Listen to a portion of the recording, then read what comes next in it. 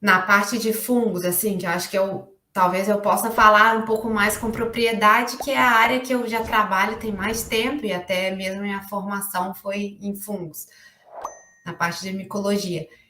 Quanto tempo a gente tem que esperar para poder verificar o crescimento de um fungo numa amostra?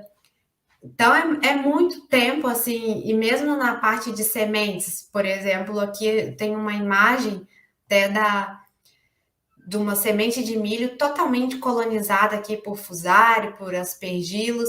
Às vezes eu preciso detectar estenocarpela aqui e o fusário tomou conta. Então ela não consegue se sobressair em tempo hábil de liberação, porque isso aqui o fusário já tomou. Então acaba que acho que a Ana Carolina, a Priscila respondeu, diz que o fiscal pode pedir para acompanhar, no caso, o processo de incineração. Então, depende mesmo dos fiscais do mapa. Então, aqui, a gente precisa de ter, vamos dizer assim, uns métodos mais rápidos para poder realmente detectar a estenocarpela antes que o fusário tome conta. E da mesma forma, o verticílio a gente sabe que demora cerca de 14, 15 dias para poder crescer. Então, eu não quero ficar esperando esse tempo todo e o pessoal é uma clínica, é o diagnóstico laboratorial. Ele não quer ficar todo o tempo esperando para poder ter esse resultado em 14 dias, porque as cargas estão paradas. Então, surge essa necessidade. E da mesma forma, as pragas quarentenárias ausentes e presentes. Não tem como a gente hoje só para uma praga quarentenária a gente trabalhar só com um tipo de metodologia. A gente tem que buscar outras para ter um resguardo maior de entrada da praga no país. E da mesma forma, alguns fungos que não crescem, que é, por exemplo, as ferrugem, né? Às vezes não esporulou, os próprios homiceto de solo, que tem uma dificuldade maior do isolamento do solo, porque aí cresce muito fusário, mesmo utilizando meio seletivo. A baixa quantidade, assim, de macrofomina dos patógenos, especialmente os fungos, né, de solo, pítio, fitóftora, tem muita dificuldade para isolar, então a PCR em tempo real veio para poder já fazer a detecção e identificação ali no solo.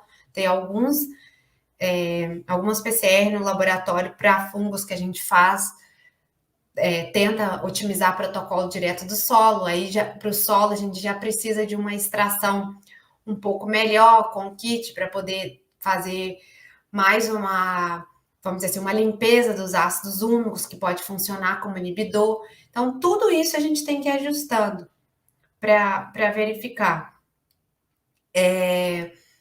E aí tem também a parte da morfologia, que os fungos são muito parecidos morfologicamente, e aí tem a parte, vamos dizer, da filogenia, que hoje a gente terceiriza o sequenciamento e depois, quando volta para fazer as análises filogenéticas, a gente depende de um bom banco de dados, de uma boa, vamos dizer assim, tempo de trabalho, de estudo. Então, tudo isso a gente tenta, vamos dizer assim, não é que evitar, mas a gente tenta, no máximo, dar resultados mais rápidos.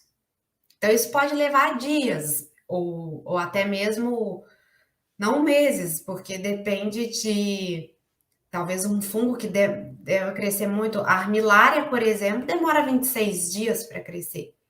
Então, tudo isso, ninguém quer ficar esperando. É como nós na medicina, ninguém quer ficar esperando você ter, vamos dizer assim, um diagnóstico que demore 30 dias para saber a doença que você tem. Então, é a mesma forma, a mesma analogia aqui. E aí, pensando nisso, a gente tem, vamos dizer assim, o boom do momento, o cancro da haste. O mercado nos obrigou a ir atrás de metodologias mais rápidas para resolver o problema da diferenciação das espécies. O que está ocorrendo no campo? Está ocorrendo a asfalate, que todo mundo sabe que já ocorre, que tem material resistente e tudo. Mas existe a caulívera, que é bem comum nos nossos vizinhos ali na Argentina. E a longícula, que é a mancha geográfica. Só ela que está associada, só ela que está causando problema, ou é a Diaporte úcris? O Brasil hoje exporta muitas sementes que solicitam essas 3 espécies, sementes de soja, e também exporta para outros países também, solicitando a presença da diaporte longícula e da Cercospora sogina e da Fialófora gregata também. Então, tudo isso o mercado está te dizendo, os fiscais estão pedindo para exportar isso. E são espécies, exportação é um pouco mais complicado, porque são espécies que já existem no Brasil. Então, a chance de você encontrar é muito maior. Então, por isso que você tem que dispor de uma técnica muito mais rápida. Então, a PCR também em tempo real, ela te proporciona você trabalhar com várias matrizes. Então, para esse, vamos dizer assim, para esse complexo de espécies aqui, a gente pode usar a PCR tanto para semente, quanto para isolado, para cultivo, quanto diretamente de tecido. E aí a vantagem, com sintoma ou sem sintoma. Aí isso aqui não se aplica, vamos dizer assim, a solo, né? Porque ela não é ela pode ficar em res cultural, mas não é em solo. Mas se fosse um patógeno que precisasse do solo, poderia utilizar também. Só que tudo isso você vai fazendo ajustes no protocolo, talvez mais na extração, porque a PCR vai funcionar igual. Mas a extração vai ser mais importante. Se eu vou estar, não sei, utilizando um kit para solo, um kit, o ideal também, que é o que a gente vê, que vamos dizer assim, as melhorias contínuas de processo, é eu estar utilizando um kit que me dê um único DNA e que eu use para tudo, independente se seja colônia, extrato ou se é caule. E é o que a gente faz para esse processo especificadamente no laboratório, uma única extração, independente do se é semente, colônia ou caule, a gente consegue detectar essas 3. E aí, aqui da mesma forma, você estabelece as condições da reação e avalia os master mix, né? Os custos para poder estar fazendo isso. Hoje, essa reação ela não é multiplex no laboratório, ela é feita separada, mas com essa condição aqui de amplificação, é um outro tipo de otimização que vocês podem fazer. Na mesma temperatura de anelamento, eu consigo detectar as 3 espécies numa única rodada. Então, em 1 hora e 5 minutos de reação, que é o que ela dura, você consegue, vamos dizer assim, fazer essa extração e ter o resultado de 3 espécies. O kit que a gente mais usa no laboratório é o Wizard da Promega, para DNA.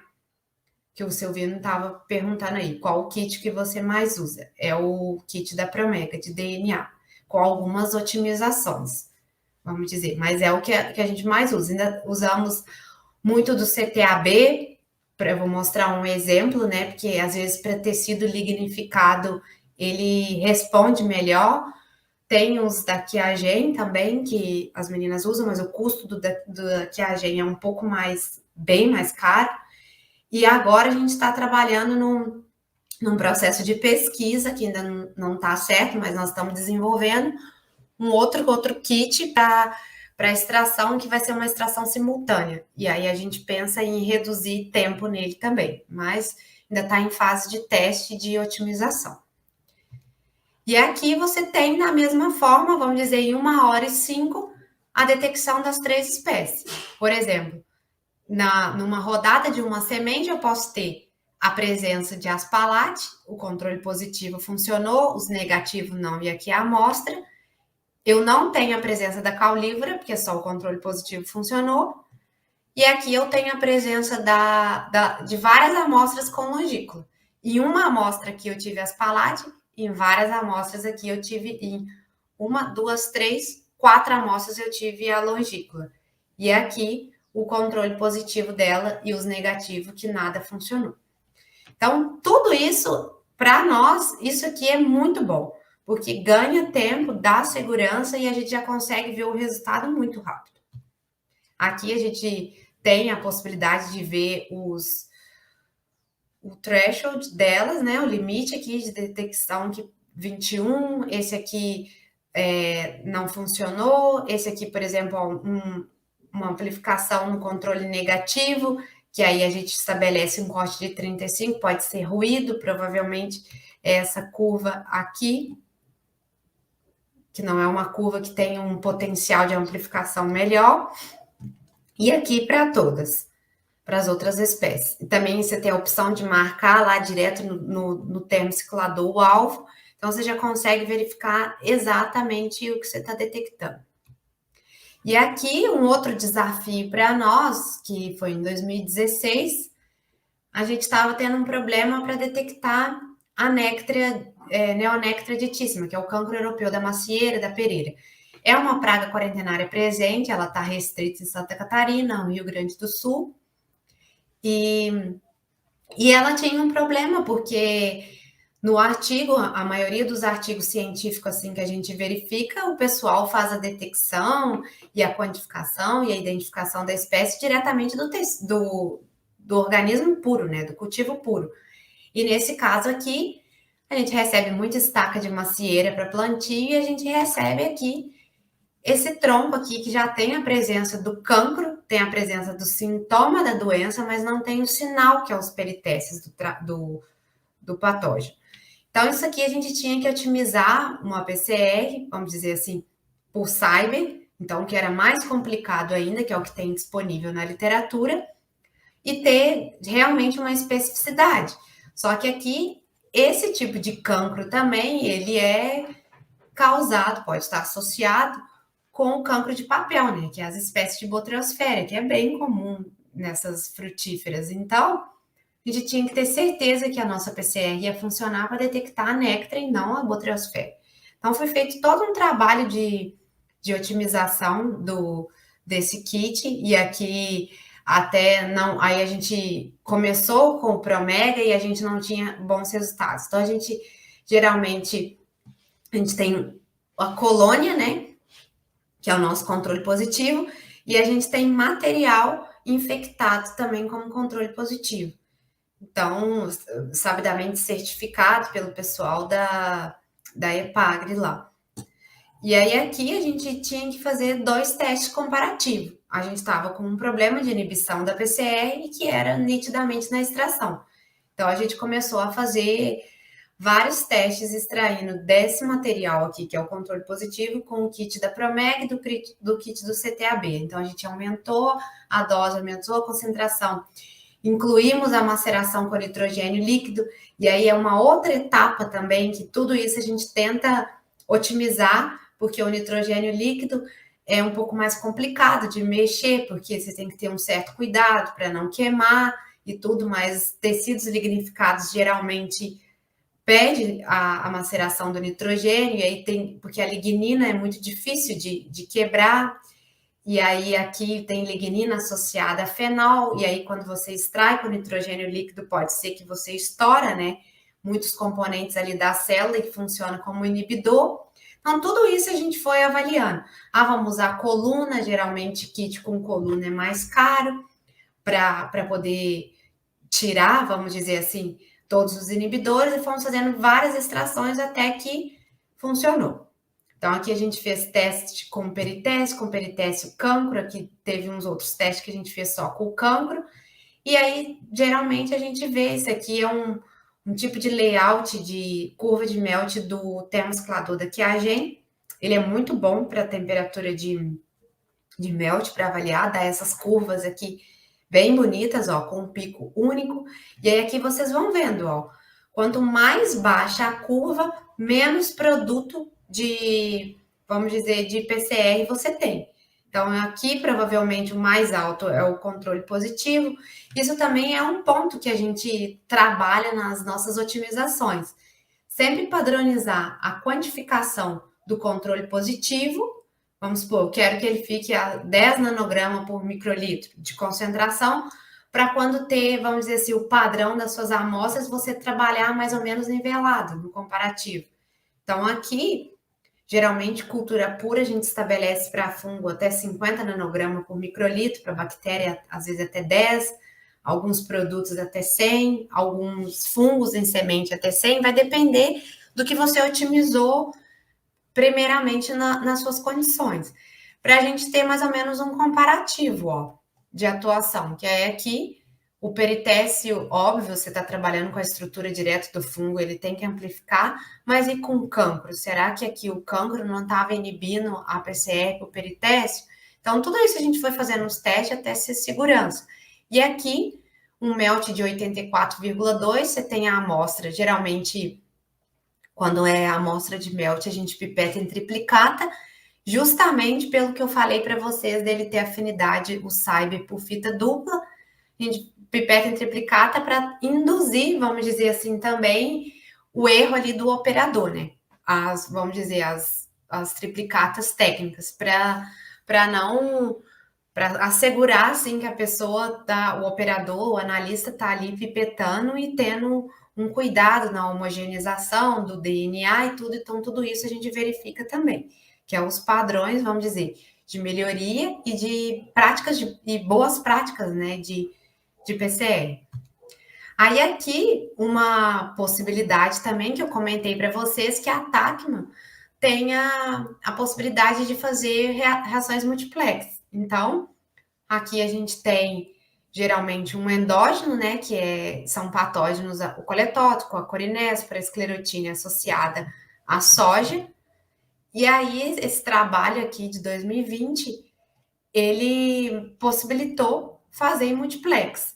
O problema de multiplex vai ser mais caro para você, porque você vai ter que marcar cada, vamos dizer assim, reporter com um fluoroff. Então, aqui, por exemplo, ó, tem o X, o FAM, o CY5, aqui e o TANRA. E aqui para quê? Para que você corra tudo isso no mesmo tubo e aqui ele te dá 4 curvas de uma única vez. Só que o problema é que você vai ter que ter um termociclador com esses filtros aqui calibrado. Porque senão não adianta, isso é a primeira coisa que vocês têm que observar. Se o termociclador de vocês tem o canal para esses reporter. Porque se não tiver, você tem que solicitar uma calibração pelo fornecedor. E aí é em torno de uns R$ 2.000 por filtro, eu acho. Então, isso aí tudo teria que verificar. Ou, como que você faz? A gente faz no laboratório, a gente tem esses primers no laboratório. Nós corremos, otimizamos uma reação para correr os 3 juntos. A nossa, vamos dizer assim, o nosso passo a mais é que a gente tem que fazer um master mix, uma mistura para cada espécie. Então, ao invés da gente ter um tubo para todo mundo, nós vamos ter 4. Mas também é uma possibilidade, vamos dizer assim, vai depender. Tem reações no laboratório, em alguns projetos que a gente está trabalhando, que a gente vai fazer multiplex. Então, para nós é uma questão de mercado, que a gente já sabe, a gente tem um volume grande de amostra, então é interessante que a gente processe de uma única vez, para até sobrar, vamos dizer assim, espaço no termociclador para correr um volume maior de amostra. Então, às vezes a gente pode correr 96 amostras de uma vez. E quando a gente está trabalhando assim, com vários, aqui com 4, ao invés de 96 amostras que a gente correria, a gente só poderia correr 24, porque a gente teria que precisar de, vamos dizer, um poço para cada espécie. Então, isso é tudo um jogo, vai depender da necessidade, mas para vocês saberem que tem essa possibilidade. E aqui, um outro vamos dizer assim, um protocolo oficial do mapa, que é a cigatoca negra, né, que é uma praga quarentenária presente, também está restrita em alguns estados, e que a gente fez toda uma otimização também, porque a gente trabalha com folha. E folha tem muita celulose, folha de bananeira, então a gente tinha que ver se não estava inibindo a reação, porque a gente recebe, conforme eu falei para vocês, amostras de todos os tipos de qualidade. Às vezes vai vir a amostra assim, que é perfeita, com um pouco de sintoma. Às vezes vai vir a amostra com essas lesões necróticas aqui, muito mais acentuado, um sintoma bem avançado, e isso pode inibir, né, a reação, ou pode vir uma amostra limpa, aparentemente assintomática. Então, a gente também usa o nitrogênio líquido, e aqui teve uma reação também de sucesso, a mesma coisa. Sempre quando é levantamento oficial, a gente faz a análise em triplicata, independente se é SAIB ou sonda, justamente para vamos dizer assim, verificar a amostragem. E aqui o controle positivo e as amostras. Então, bem significativo. Provavelmente isso aqui são outras amostras, e aqui o branco da extração e o branco do ambiente também a gente não teve amplificação.